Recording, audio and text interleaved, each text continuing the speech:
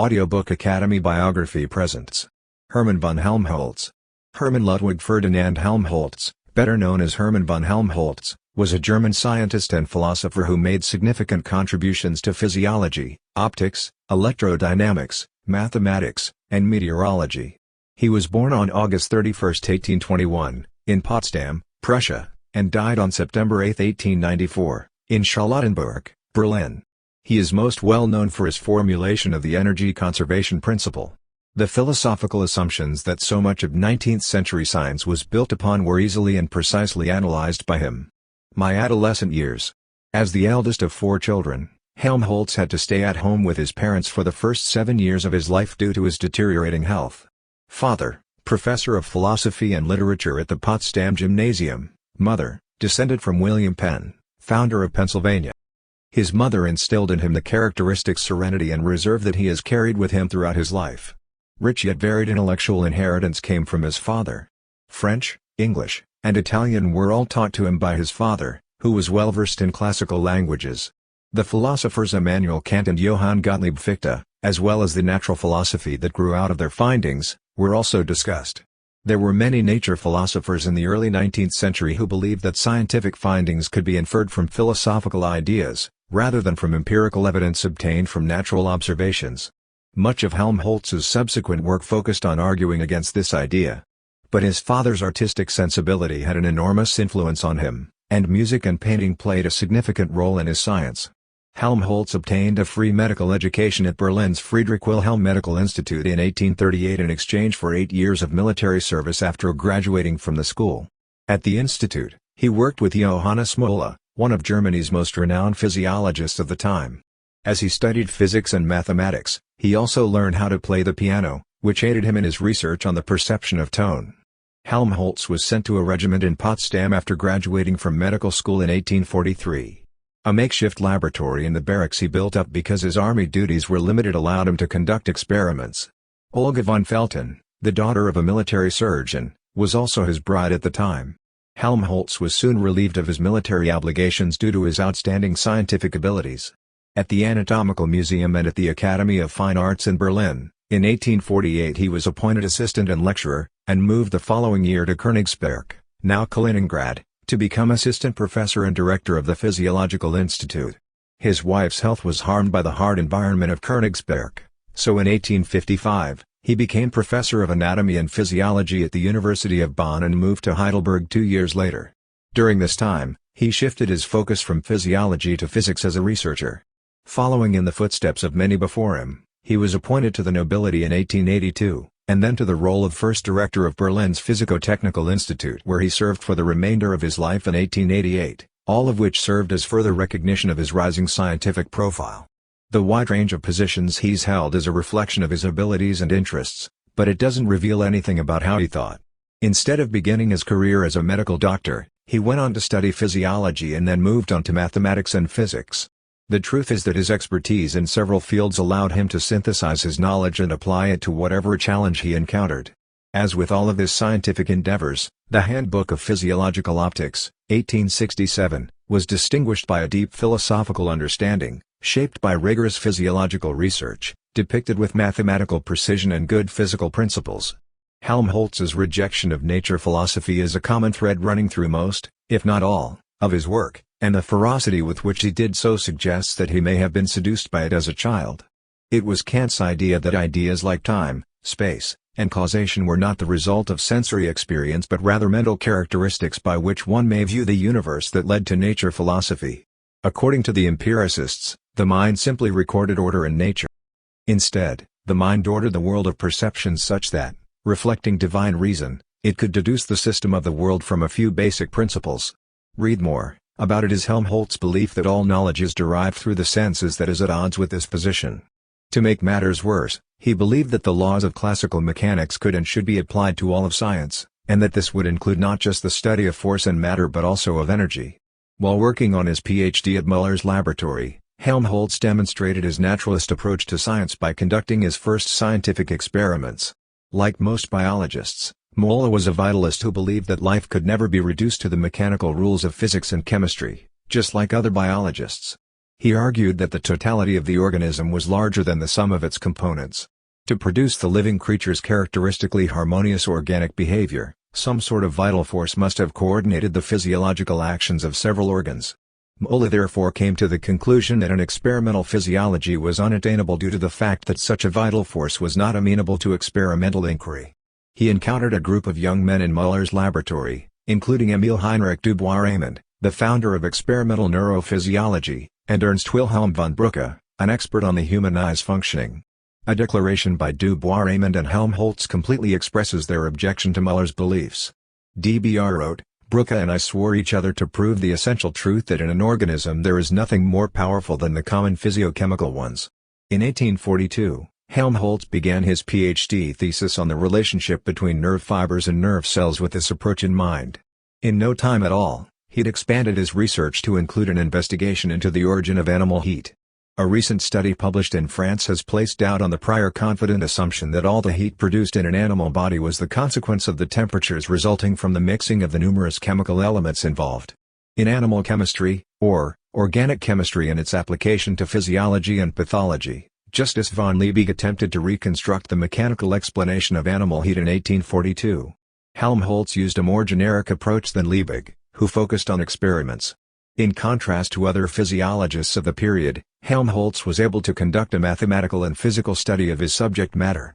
A source of heat not subject to physical rules must exist, he reasoned, if vital heat was not the total of all the temperatures of the various substances participating in chemical processes within the organic organism. Vitalists, on the other hand, argued that this was exactly the case. Helmholtz, on the other hand, believed that if the heat from such a source could be captured, it would be possible to build a perpetual motion machine. A perpetual motion machine was rejected by physics as early as 1775, when the Academy of Sciences in Paris made a statement on the matter. It was so argued that essential heat must be generated by internal mechanical forces. He then went on to generalize his findings to say that all heat was tied to ordinary forces and, eventually, that force itself could never be annihilated. In 1847, he published On the Conservation of Force, which established a new era in both physiology and science. If you've ever wanted to perform material and energy balances like your physics and chemical colleagues, you can thanks to this fundamental statement about organic nature. It was one of the earliest and clearest formulations of the idea of energy conservation in the physical sciences. Another nail was driven into the coffin of vitalism by Helmholtz in 1850. As an example of a critical function that will never be subjected to scientific measurement, Muller cited the nerve impulse. Using Helmholtz's method, this impulse was shown to be fully measured and to travel at a remarkable 90 feet, 27 meters, per second. Inventing a new apparatus like the myograph, Helmholtz was able to get this measurement. The nerve impulse's sluggishness bolstered the argument that it must be caused by the rearranging of ponderous molecules, rather than the unexplained movement of a life force.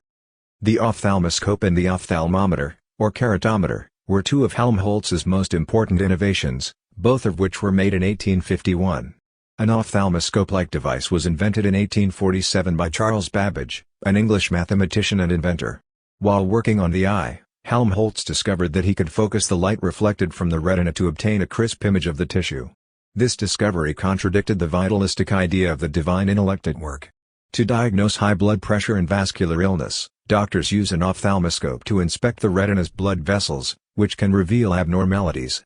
With the ophthalmometer, you may get an accurate prescription for eyeglasses by measuring how well your eyes adapt to changing light conditions. In 1856, Helmholtz published the first volume of his Handbook of Physiological Optics, a compilation of his eye research. By 1867, Helmholtz had begun to grapple with Kant's contention that essential conceptions like time and space are not learned via experience but are instead provided by the mind in order to make sense of what the mind perceives. This philosophical challenge would occupy him for the next several years. Muller's assertion of what he called the law of distinct nerve energies further compounded the issue. Sensory organs always report their own sense, no matter how they are stimulated. The receiver will see stars if, for example, an eye blow that has nothing to do with optical phenomena is administered to the recipient. The blow, not the stars, is the reality, which means the eye is reporting the outside environment incorrectly. How, then, can one have faith in the information provided by the senses? It was Helmholtz's masterwork on the sensation of tone as a physiological basis for the theory of music that investigated this subject in depth, 1863. He attempted to trace sensations from the sensory nerves and physical structures, such as the inner ear, to the brain in the hope of uncovering the full process of sensation. Researchers have yet to solve the riddle of how the mind receives information about the outside world, therefore this mission remains unfinished. Helmholtz was able to disprove Kant's theory of space because he was able to illustrate exactly how the sensation of vision formed the concept of space. According to Helmholtz, the concept of space was a learnt one, rather than an innate one. Hemingway criticized Kant's claim that space had to be three-dimensional because that was how the mind had to imagine it. He studied the qualities of non-Euclidean space and demonstrated that these could be conceived and worked with as readily as the geometry of three dimensions, using his significant mathematical talents. In addition to non-Euclidean geometry, Helmholtz was a talented mathematician. For decades, mathematicians and scientists alike had been stumped by difficult equations that he solved. A work entitled On the Integrals of Hydrodynamic Equations to Which Vortex Motions Conform was published in 1858 by the scientist. In addition to a stunning mathematical achievement, this looked to offer a glimpse into the underlying structure of matter for a brief period of time. Helmholtz's mathematical study revealed that ideal fluid vortices were astonishingly robust, they could clash elastically, entangle to form intricate knot-like formations, and withstand tensions and compressions without losing their identities. It was in the year 1866 that William Thomson, later Lord Kelvin, hypothesized that if these vortices were constituted of the ether, which was supposed to be the basis for all of the known optical, electrical, and magnetic phenomena, they would behave exactly like solid stuff.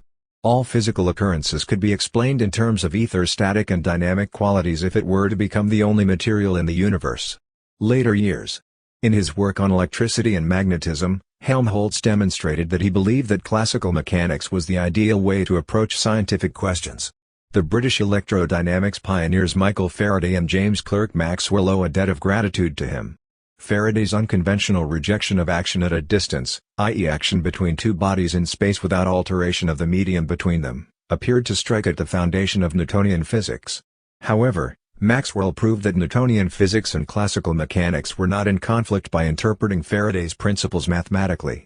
The mathematics of electrodynamics was further refined by Helmholtz. For most of his final years, he worked on reducing electrodynamics to a few simple mathematical principles, which necessitated a growing reliance on the mechanical properties of the ether. When it came to the nature of electricity, Helmholtz and Maxwell had some disagreements. The electrochemistry of the galvanic cell intrigued Helmholtz, as opposed to Maxwell's interest in physics. According to Maxwell, the polarization of the ether or some other medium is the only cause of an electric current.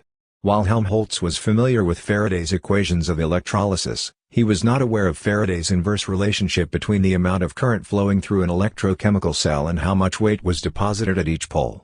According to Hertz, if scientists recognized the existence of chemical atoms at the time, as most of the time they did, then Faraday's laws imply the particulate character of electricity, as he said at a lecture in London in 1881. The physics of the electron's existence helped to disprove Helmholtz's theories of electrodynamics, which had been based on this theoretical particle. Helmholtz was almost able to extrapolate all electromagnetic phenomena from the assumed properties of the ether, notwithstanding his failure to formulate electrodynamics. Heinrich Hertz's discovery of radio waves in 1888 was seen as a validation of Faraday, Maxwell, and Helmholtz's hypotheses. Albert Einstein's special and general theories of relativity demolished Helmholtz's hypotheses by removing the ether from the equations. Sound and music have influenced Helmholtz's early research into wave motion. He became well versed in energy transfer issues as a result of his work on energy conservation. However, the occurrences were so complicated that he could only mark the way forward for further study in his latter years of meteorology study. After the evolution of classical mechanics, Helmholtz's work was the final product. He pushed it to the limit. A seismic shift in physics was about to occur after Helmholtz's death. X-rays, radioactivity, and general relativity all emerged in the wake of Helmholtz's work, but their contributions were largely ignored by the new generation of physicists. Thank you for listening in Audiobook Academy. Don't forget to subscribe and smash that like button for more content like this. See you in next video.